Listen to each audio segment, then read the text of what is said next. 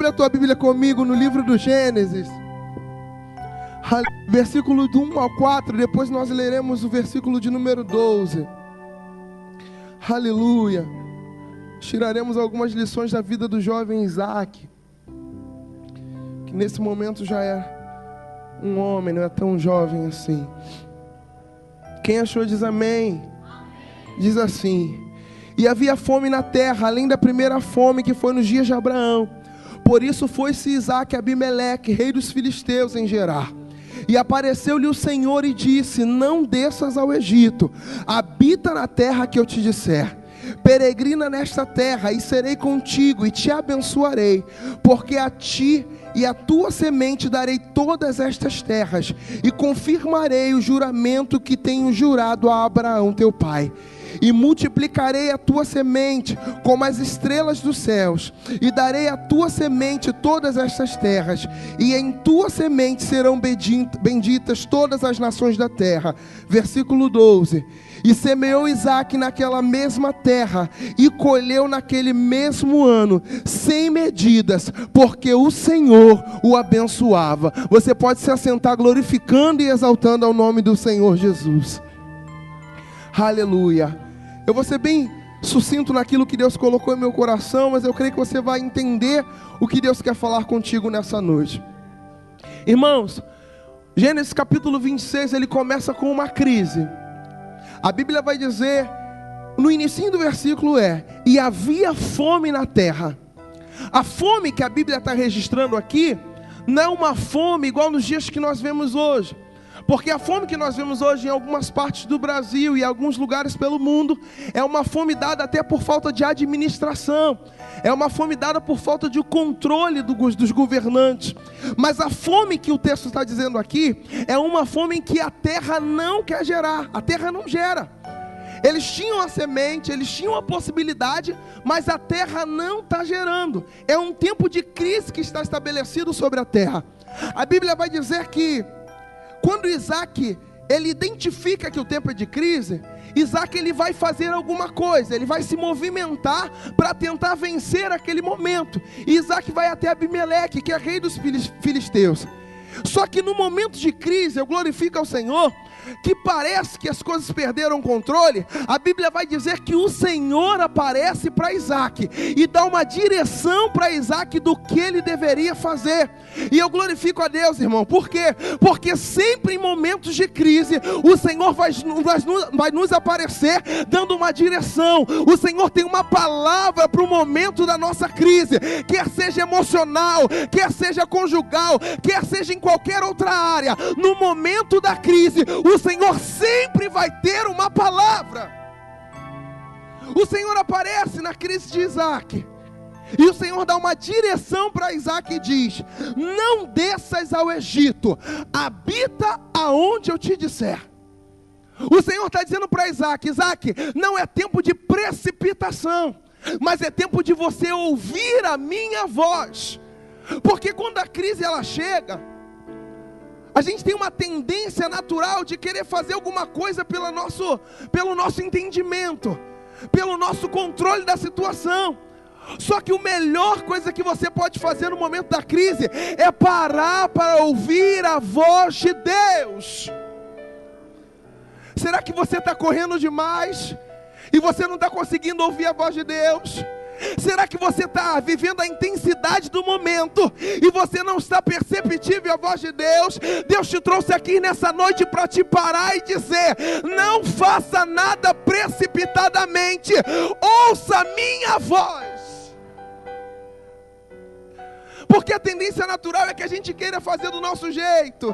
Eu vou na força do meu braço, eu vou na força do meu intelecto. E o Senhor está te dizendo: o segredo da vitória é ouvir a minha orientação. O texto vai dizer que a terra está em fome, está tendo fome, mas foi uma fome semelhante à fome que teve no período em que Abraão estava também ali. Isaque não está passando por esse cenário a primeira vez. Isaque está vivendo essa fome uma segunda vez. Só que sabe o que eu acho interessante? É que Abraão passou por um período de fome também, um momento de crise também. E a Bíblia vai dizer que Abraão não morreu de fome. A Bíblia vai dizer que Abraão passou por essa crise. Isaac também quando era novo, mas ele não morreu de fome. Porque a crise que veio no tempo de Abraão passou. Sabe o que Deus está falando para mim e para você nessa noite? É que o Deus que fez no passado continua fazendo no presente.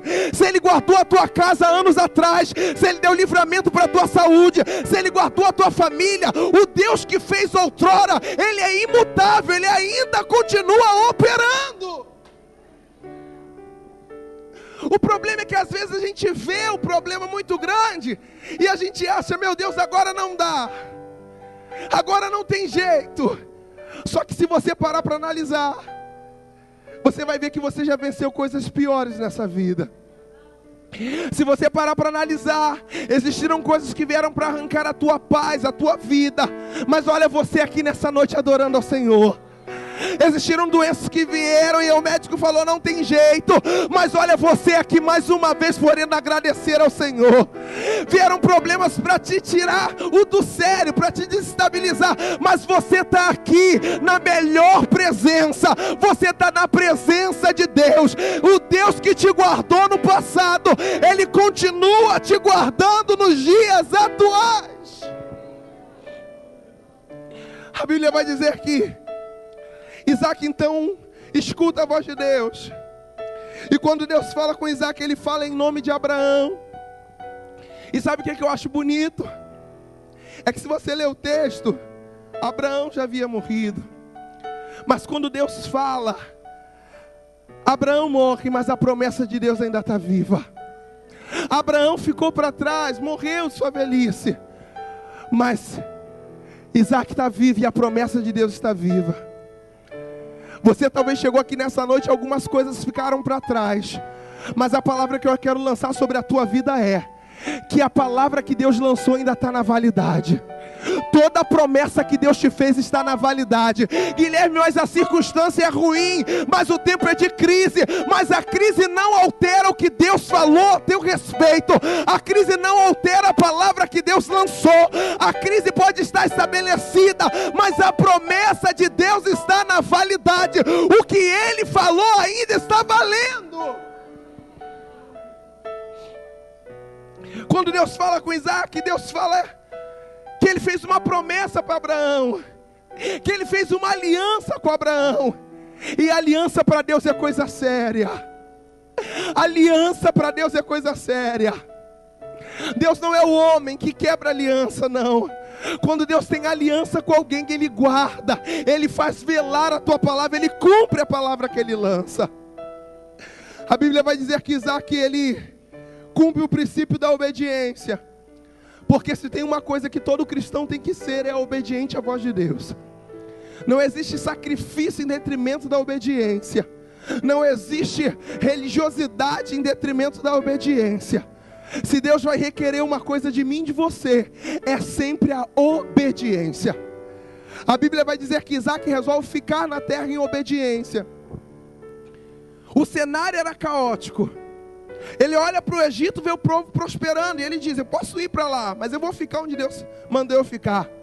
Só que o que eu gosto é que Isaac não fica emburrado, não fica chateado. Deus mandou eu ficar em Gerar, então eu vou ficar, mas eu vou ficar aqui sem fazer nada. Não, a Bíblia vai dizer que Isaac fica em Gerar, pastora Beth, mas ele fica semeando em Gerar.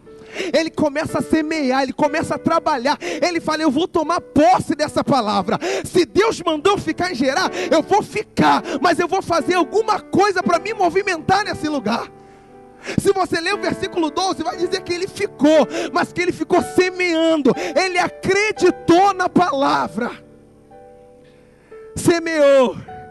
E a Bíblia vai dizer, porque ele semeou, ele colheu 100 medidas por uma, naquele mesmo ano.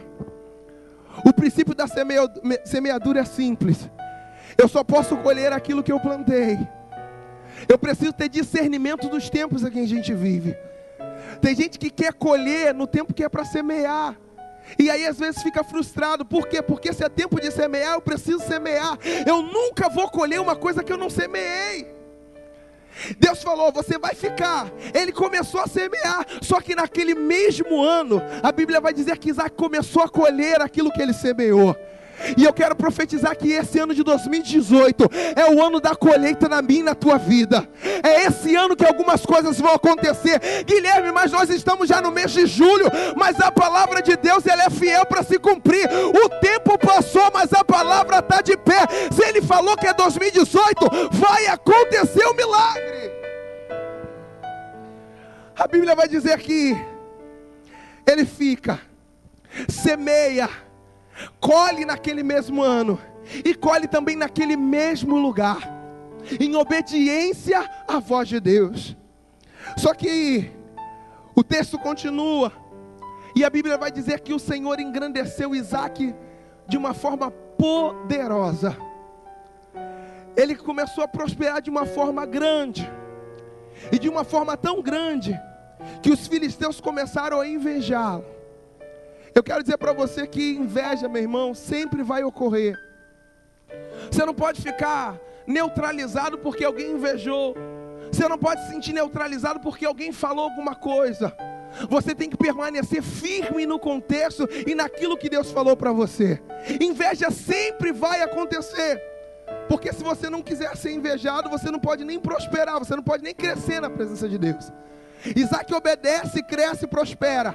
Os filisteus começam a invejá-lo, começam a porfiar com ele. Se você ler lá o versículo 14, no final diz que os filisteus o invejavam.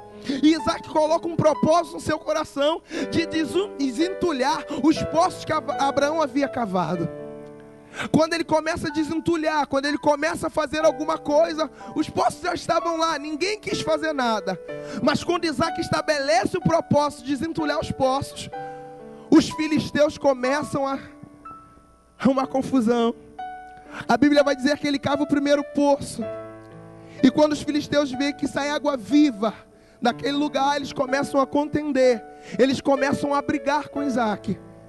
E Isaac, um homem pacífico, a Bíblia vai dizer que Isaac abre mão. O nome do primeiro poço fica sendo Ezeque, porque eles contenderam por aquilo ali.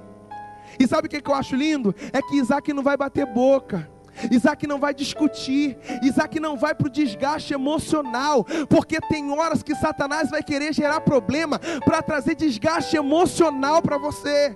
Eu tenho que discutir, eu tenho que bater boca, eu vou segurar isso aqui, eu vou provar. Deus está falando com gente aqui, não é para você provar nada, não é para bater boca, não é para discutir. O Deus que te deu água no primeiro poço, Ele é contigo para prosperar onde quer que você vá. Isaac não vai bater boca, não vai discutir, não vai ter desgaste emocional, porque ele sabia que a boa mão do Senhor era com ele. Então não era um poço que ia fazer a diferença. Você está entendendo?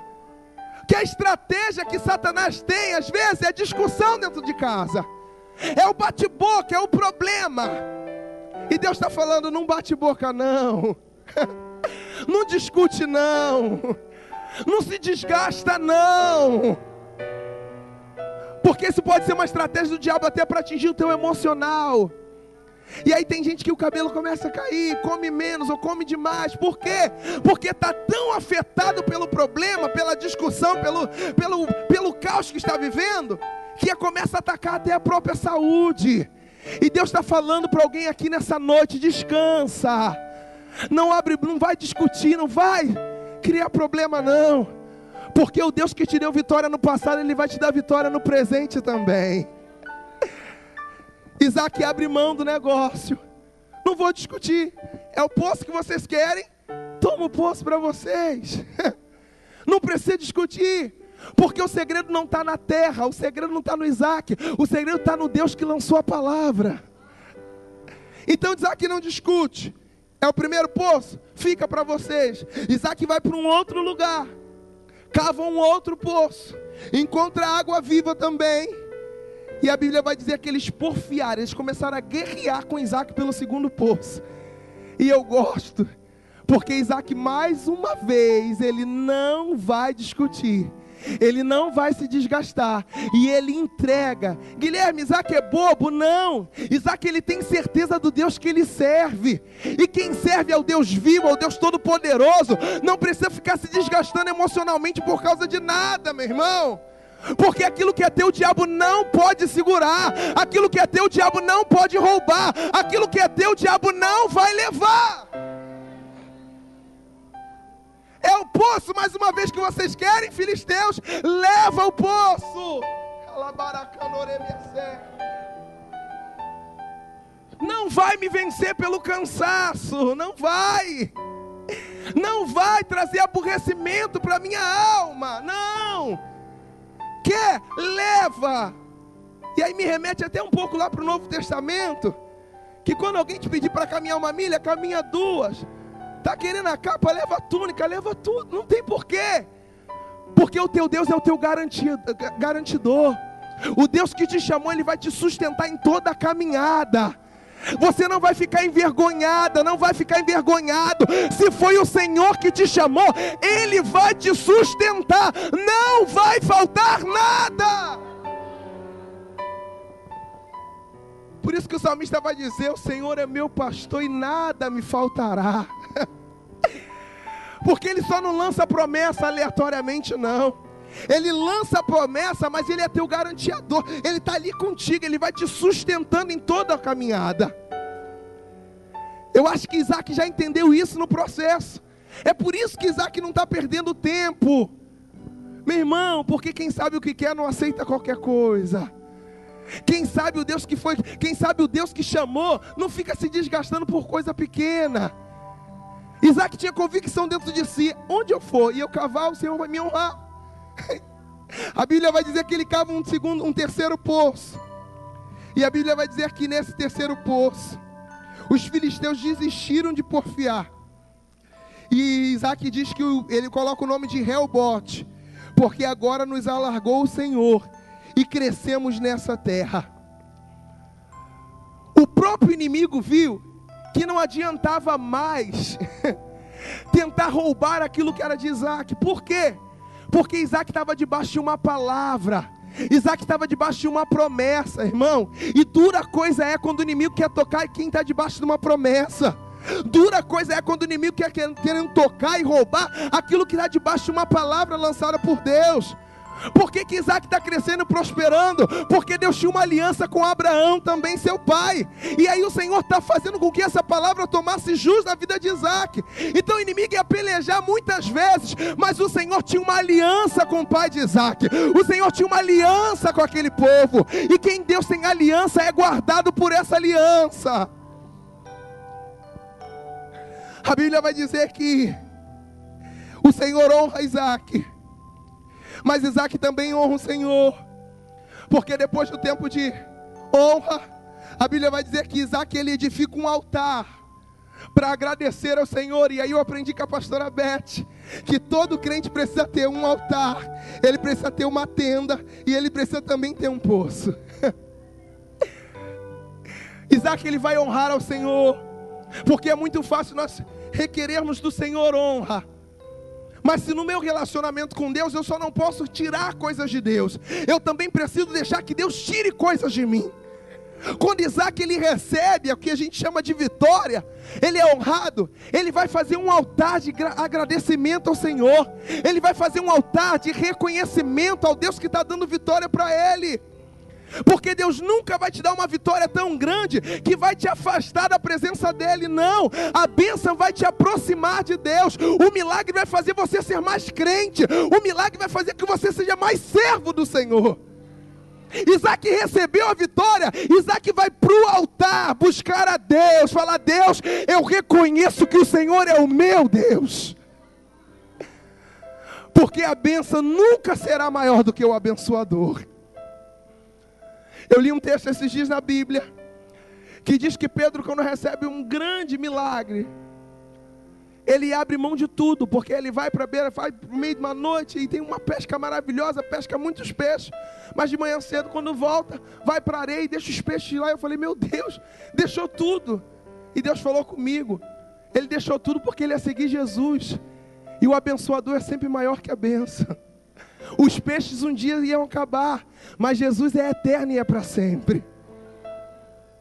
Foi por isso que quando Isaac recebeu o rehobote, Isaac ele foi para o altar, falar: Senhor, eu te agradeço, porque maior do que um poço de águas vivas é o Senhor na minha vida.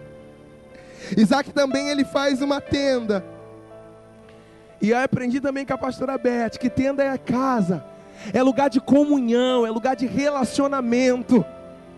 Não existe poço tão grande que vai ficar em detrimento da tua tenda. Que prazer é esse de Deus te abençoar tanto e a tua tenda não está em paz?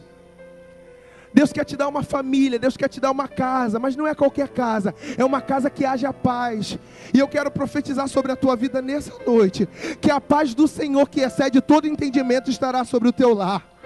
Se porventura Satanás está tentando roubar a paz da tua casa, gerando problema com filho, com filha, com neto, ele vai ser repreendido agora, porque a paz do Senhor vai ser estabelecida no teu lar. Eu quero que você repita comigo: Senhor Jesus, eu recebo nessa noite a paz do Senhor sobre o meu lar, sobre as minhas emoções, sobre a minha família.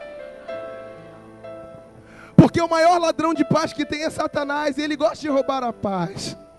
Ele gosta de botar uma dimensão maior no problema, para roubar a paz, a comunhão da mãe com a filha, da filha com o filho. Ele gosta de roubar essa paz. Mas nessa noite, pela autoridade do nome de Jesus, ele foi repreendido. E o teu lar, a tua casa, vai ser conhecido como uma casa de paz, para que o nome do Senhor seja glorificado. O Senhor também fez, Isaac também fez ele cavou um novo poço, porque o Senhor ele dá recursos para Isaac continuar a caminhada. E eu também quero profetizar nessa noite, que o Senhor vai dar recursos para você. Ele vai fazer com que o milagre aconteça sobre a tua vida. Guilherme, recurso está envolvido necessariamente com dinheiro? Nem sempre, irmãos. Porque tem vezes que a gente quer alguma coisa, e a gente tem até a promessa, mas a realidade não condiz com a promessa. Eu lembro que quando eu já começo a finalizar, eu lembro que quando eu passei um tempo no candomblé, e o Senhor me arrancou com mão forte de lá, e eu falava: Senhor, eu quero fazer uma faculdade. E Deus tocou no meu coração para falar isso aqui, para motivar alguém. E eu falei: Senhor, eu não tenho recurso para fazer a faculdade, porque meu primeiro emprego é 350, o boleto é 515, como que eu vou fazer? E Deus falou assim: você vai usar o que você tem. E eu falei: Deus, só tenho fé. E Ele: então você vai usar a fé e você vai profetizar. Eu entrei na Estácio Tom Jobim ali na Barra, e eu falei: Senhor, é aqui que eu quero estudar, porque todo mundo aqui é chique, todo mundo é bonito, eu também sou bonito, eu quero estudar aqui, Senhor. E era loucura, porque Deus falou assim: se você quer estudar aqui, então profetiza que você vai estudar aqui. Irmão, eu desci a rampinha do Barra Shopping com a mão de pé e falando: Senhor, eu vou estudar aqui, eu vou estudar aqui, eu vou estudar aqui, eu vou estudar aqui. Tirei xerox para minha patroa. Quando voltei, no dia seguinte ela falou para mim: essa noite o Senhor falou comigo. Eu falei: sério, dona Lúcia? Ela: é. Eu vou pagar o teu estudo. Irmãos, ela pagou a minha faculdade toda, tanto a de administração quanto a de teologia. Porque muitas das vezes pode até faltar o recurso, mas não vai faltar o milagre para você. Pode até faltar a possibilidade, mas se você tiver a palavra e se agarrar à palavra, o milagre vai acontecer na tua vida. O Deus que honrou Isaac, Ele também está aqui para nos honrar nessa noite. Só que nenhuma honra, ela procede de qualquer maneira. Isaac só foi honrado nesse texto que nós estamos lendo, porque Isaac foi obediente à voz de Deus. Ele não entendeu por que ficar em Gerar, mas ele obedeceu. Porque para Deus tem vezes que você não vai entender, mas você precisa obedecer. Entender a Deus dá até loucura na nossa mente, porque Deus tem umas maneiras assim, Ele tem múltiplas maneiras de agir, e dá até confusão na nossa mente. Deus, por que por esse caminho? Só não podia engrandecer Isaac no Egito? Podia, mas Deus estava ensinando uma lição para Isaac, e Ele também quer te ensinar uma lição nessa noite, de que obediência vai prevalecer contra as tuas vontades. A Bíblia vai dizer que Os filisteus que outrora arrumaram guerra com Isaac, agora voltam para Isaac, querem selar paz com ele. E sabe o que eu acho bonito? É que eles se colocaram como inimigo de Isaac, mas Isaac recebe eles com honra. Porque você vai entender, irmãos, que eu não tenho um inimigo carnal, meu inimigo não é de carne e osso. Qualquer pessoa que se levantar contra você para dizer que é tua inimiga, ela mal sabe que ela é cooperadora para o milagre que Deus vai fazer.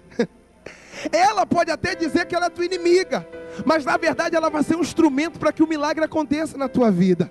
Os filisteus, eles começaram a perseguir, mas eles foram cooperadores para o milagre na vida de Isaac. Penina perseguiu muito Ana, mas ela foi uma cooperadora para que o milagre acontecesse. Os judeus pegaram Jesus e colocaram na cruz, mas eles mal sabiam que aquilo que eles achavam que era o fim, na verdade era o começo de uma longa história. Porque não existe inimigo carnal, existem cooperadores para que os nossos milagres aconteçam. Deus está mandando você olhar essa situação que você está vivendo hoje com outros olhos. Não deixa a dificuldade modificar a tua visão. Não deixa a intensidade do problema mudar, alterar a tua visão acerca disso. Porque você perde o controle, eu perco o controle, mas o nosso Deus nunca perde o controle de nada.